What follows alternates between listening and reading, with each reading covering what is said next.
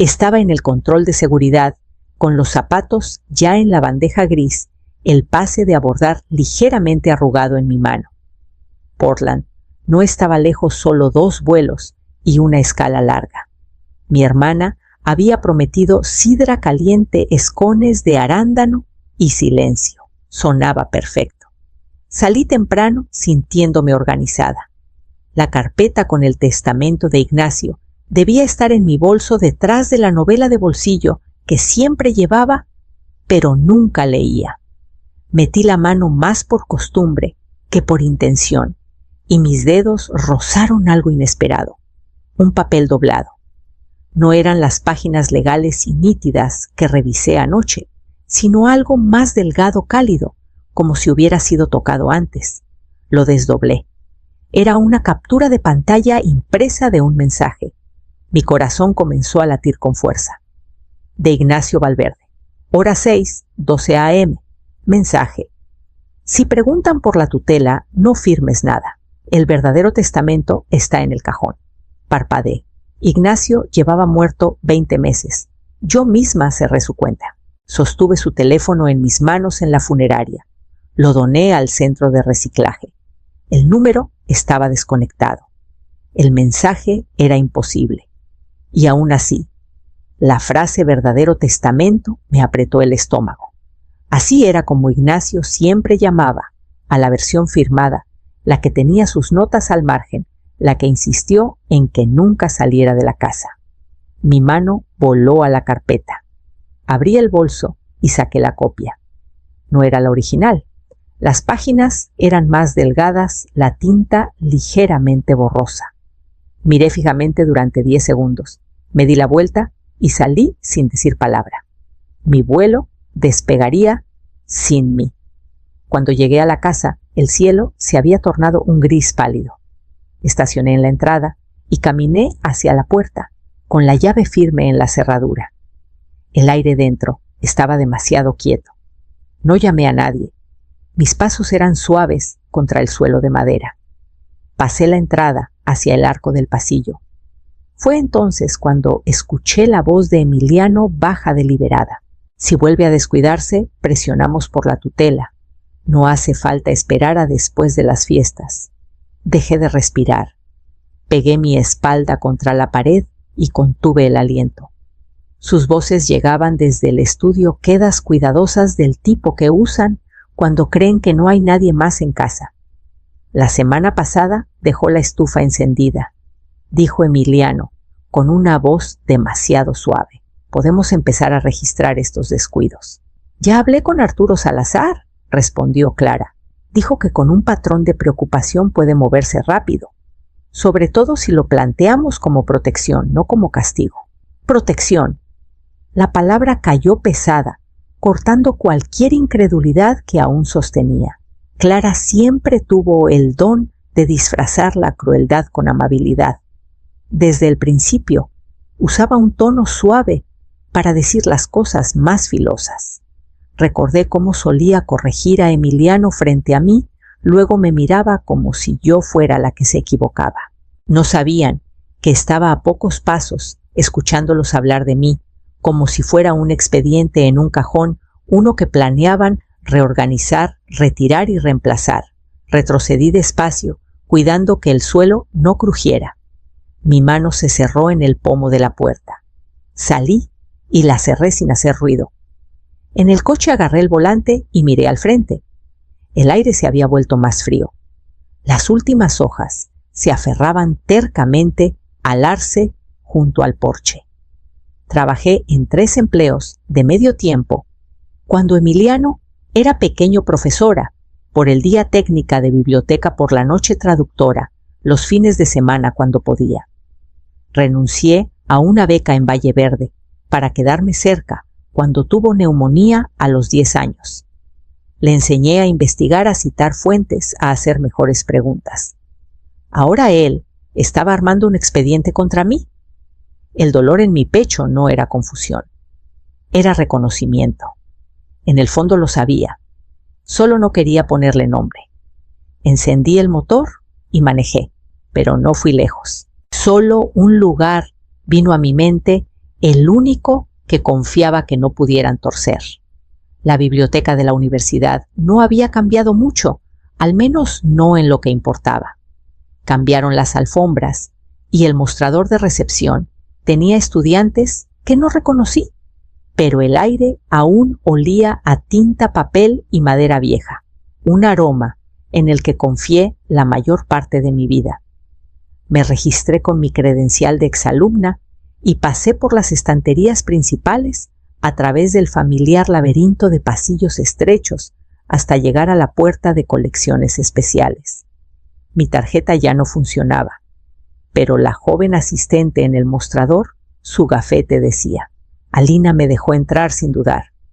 Recordaba mi nombre, eso me consoló más de lo que esperaba. La sala de archivos era exactamente como la dejé hace años. Gabinetes altos, etiquetados con marcador grueso, luces beige, zumbando suavemente arriba. Sabía dónde estarían los registros de Ignacio. Yo misma los había catalogado. Cajón C17. Carpeta etiquetada Valverde, Ignacio Originales. La saqué con manos cuidadosas. La carpeta era más pesada de lo que recordaba. Dentro había varios documentos, cartas, papeles de seguros, la versión original de su testamento. No la copia que guardaba en casa, el verdadero. Lo abrí y revisé cada línea.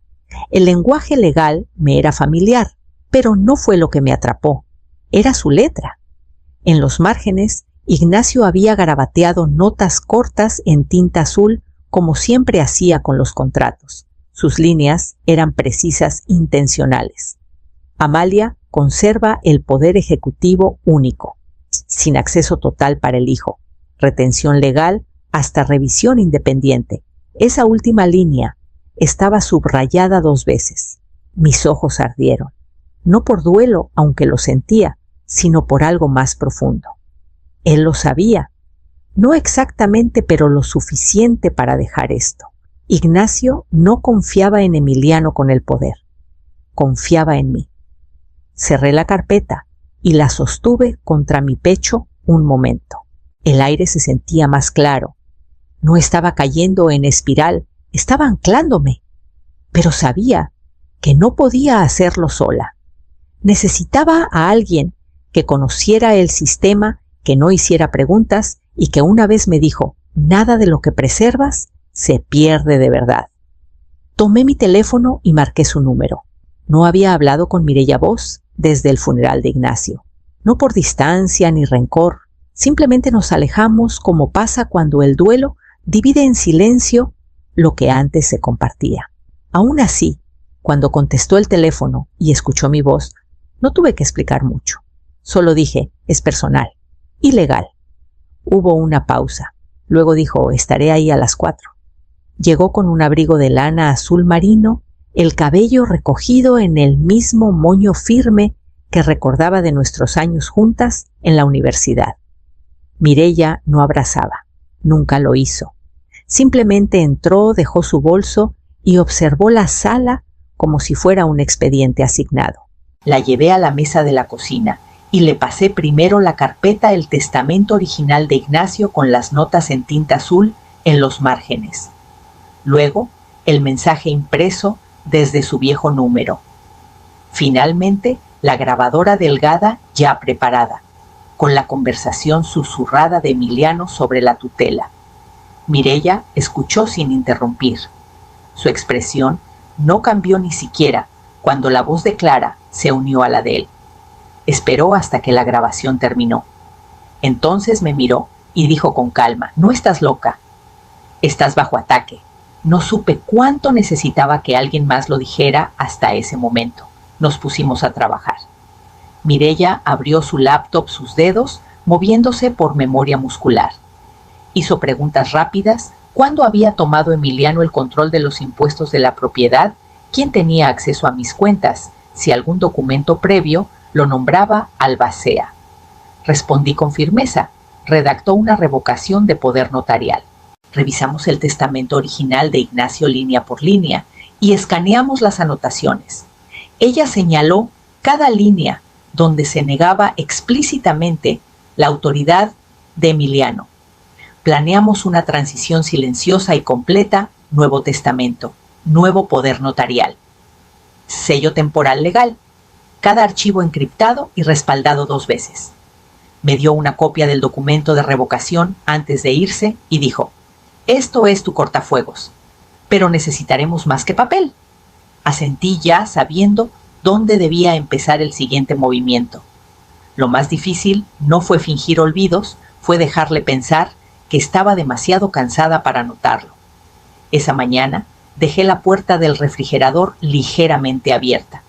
Puse una taza medidora en el fregadero en lugar del gabinete.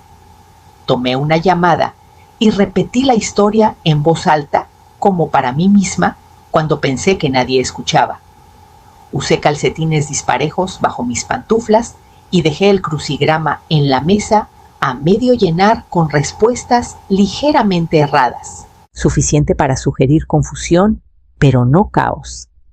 La grabadora estaba escondida detrás de la fila de libros de poesía, en la estantería de la sala donde solía ocultar dulces para Emiliano cuando era pequeño. Parpadeó una vez. Al encenderla, luego se quedó en silencio. A las 10:45 escuché el coche. Emiliano no tocó. Entró con esa desenvoltura de quien se siente dueño. «Hola, mamá», dijo demasiado alegre. Traje comida. Levanté la vista del crucigrama, despacio entrecerrando los ojos, como si apenas notara la hora. Entró con una bolsa de papel y una carpeta bajo el brazo. «Traje, sopa, pan, tus galletas favoritas», dijo desempacando cada cosa con manos cuidadosas. Luego, como si fuera una ocurrencia tardía, deslizó un folleto brillante en la mesa. Solo un plan B, sonrió. Lugares con jardines, terapia musical. Sitios realmente bonitos. Asentí despacio. «¿Qué día es hoy?», pregunté sin mirarlo. Se iluminó un poco. «Miércoles», dijo suavemente poniendo la sopa en la estufa. «¿Quieres que la caliente?». Dejé que mis manos temblaran ligeramente con la cuchara. «Sería bueno», dije en voz baja. Se movió por la cocina, como alguien que registra más que latas de sopa. Sus ojos se detuvieron en el calendario, en el correo sin abrir, en la botella de vitaminas que dejé destapada. Estaba haciendo un inventario. Después de comer, ofreció organizar unos papeles. Asentí vagamente, como si no entendiera bien qué decía. La grabadora captó todo su tono, sus frases, incluso el silencio entre oraciones. Cuando se fue, esperé 5 minutos completos antes de moverme. Luego apagué la grabadora y tomé mi abrigo. Era hora de colocar el segundo micrófono. El aire estaba más frío esa mañana, con esa quietud que hace que el sonido viaje más lejos. Me moví despacio por el porche, con un cardigan bien puesto, el segundo grabador ya escondido bajo el borde. Lo había probado 2 veces. Captaría todo. A las 10:40, Emiliano estacionó en la entrada de nuevo. Subió los escalones con una carpeta en una mano y esa misma sonrisa fácil que ponía cuando traía boletas mediocres esperando que el encanto suavizara la decepción. «Pensé en pasar», dijo. «Solo a ver cómo estás». Asentí sin decir mucho. Me entregó un nuevo paquete más grueso que el anterior. «Más información sobre ese centro de cuidado», dijo. La directora de admisiones es muy comprensiva. Dejé que mis manos temblaran ligeramente al tomarlo sin abrirlo de inmediato. Nos sentamos en el columpio del porche y pregunté qué hora era. Me respondió sin dudar, luego se inclinó como vendedor de casas. Tienen senderos para caminar, una sala de música, hasta cuartos privados con chimeneas. Es realmente hermoso. Hojeé la primera página del paquete, solo lo suficiente para ver la línea que había marcado con pluma. Transferencia de poder médico sujeta a necesidad observada. Lo miré. ¿Debería firmar algo pronto?, pregunté, manteniendo la voz ligera, incluso curiosa. Dudó, luego sacó un formulario delgado de la carpeta. «Es solo preliminar», dijo. «Les da algo para empezar el proceso de admisión». Asentí de nuevo, dejando el papel en mi regazo sin tocarlo. Se excusó para tomar una llamada. Escuché por la ventana abierta, mientras su voz llegaba calma, cuidadosa, ensayada. Arturo dice que estamos cerca. Solo necesitamos un par de señales más. Hoy me encargo del formulario. La próxima semana debería funcionar. El columpio del porche crujió suavemente bajo mi peso. No me inmuté. No parpadeé. Cuando regresó, trajo té y otra sonrisa. Le agradecí, tomé un sorbo lento y dije que me recordaba a algo que Ignacio solía preparar en invierno. No dijo nada, solo asintió. Esa noche respaldé toda la grabación y la etiqueté Discusión en el porche. Cronograma Arturo. El archivo estaba limpio. Al día siguiente, Mireya regresó. Mireya llegó justo antes del mediodía con un portafolio de cuero bajo el brazo y su tableta ya abierta. No se molestó con cortesías. Nos sentamos en la mesa de la cocina mientras la tetera se calentaba y ella dispuso los documentos como piedras en un camino de liberados inamovibles. Primero la revocación formal del poder notarial, notariada y sellada con fecha. Luego el testamento actualizado, reestructurado con total claridad, sin confusiones, sin lagunas. Después, la carta del doctor Elías, mi médico de cabecera por más de una década. Había realizado la evaluación cognitiva completa a mi solicitud. La carta era breve y directa, cognitivamente intacta, sin signos de deterioro, capaz de tomar decisiones legales y médicas de manera independiente. Finalmente, un affidavit de la señora Peña, la vecina de enfrente, que me había visto organizar mis finanzas, escribir listas de compras anotadas y actualizar mi registro electoral el mes pasado, todo sin ayuda. Mireya escaneó cada copia. En su sistema encriptado, luego sellamos los originales en un sobre blanco grande. En el frente escribió con tinta azul oscura a Arturo Salazar, asesor legal. Entrega en mano únicamente. Fuimos juntas al edificio, una modesta oficina, en el segundo piso, sobre una clínica dental en el centro. Mireya no pidió una reunión. Le dio el sobre a la recepcionista con un asentimiento tranquilo y dijo: «Esto debe llegar directamente a las manos del señor Salazar». Luego se dio la vuelta y salió sin esperar respuesta. Esa noche, su nombre iluminó mi teléfono. Contesté antes del segundo timbre. «No te preocupes», dijo. «Está fuera». Esperé. Llamó hace una hora, sin resistencia, sin debate. Solo dijo: «¿Que se retira?». No hablé. Y luego dijo que Ignacio una vez le hizo un favor. Añadió algo sobre una recomendación discreta cuando nadie más lo respaldó. No fue una confesión, pero fue suficiente. Me quedé junto a la ventana mucho después de colgar, viendo las ramas moverse contra el cielo. Arturo se fue. Un muro había caído, pero otro se alzaría pronto.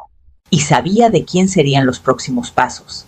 Escuché la grava antes de verlo.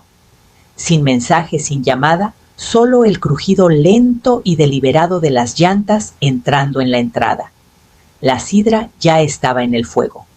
La había calentado más por el aroma que por la bebida, dejando que la canela y el clavo flotaran por la cocina como un escudo silencioso. Hacía que la casa se sintiera arraigada, intencional, mía. Cuando tocaron, no me apresuré. Abrí la puerta y encontré a Emiliano con una bolsa de papel en una mano y un ramo de tulipanes amarillos en la otra. Sonrió demasiado suave, demasiado ensayado, y entró cuando no me opuse. Pensé que esto alegraría el lugar, dijo señalando las flores. Le agradecí y las puse en el jarrón verde junto a la ventana, el que Ignacio siempre usaba para los recortes de los domingos. Luego pregunté si quería té. «Claro», dijo, observándome de cerca.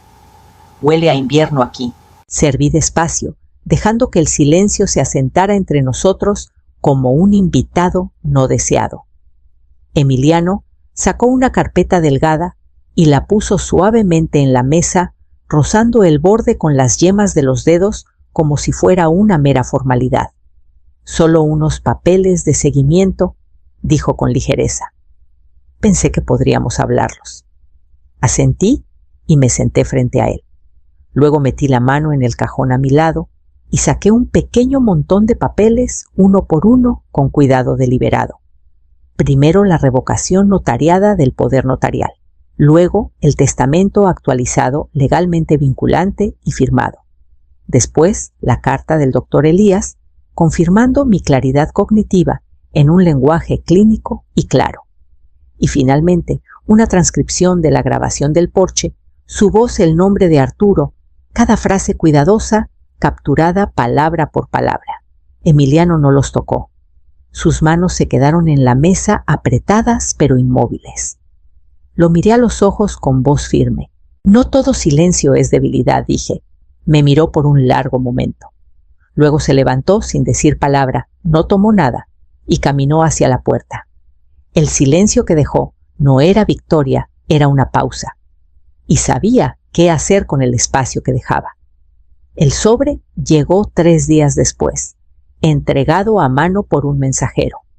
Papel grueso, membrete firme del bufete de Arturo, aunque no de él mismo.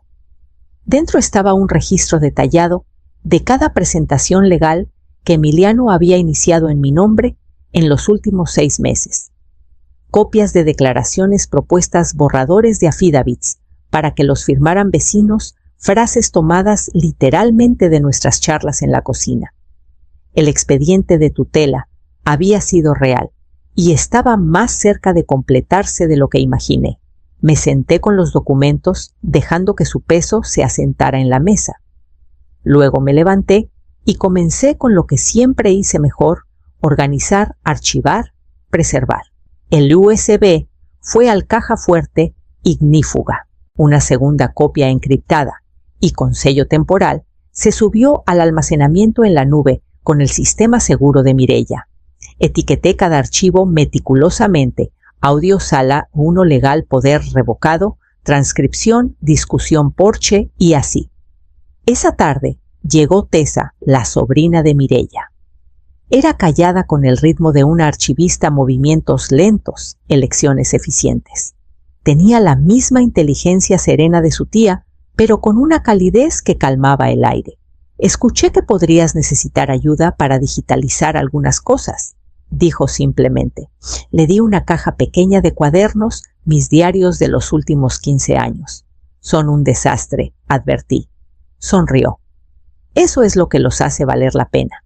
Mientras escaneaba el primer lote, preparé una copia limpia del paquete legal y la puse en una carpeta aparte para su resguardo.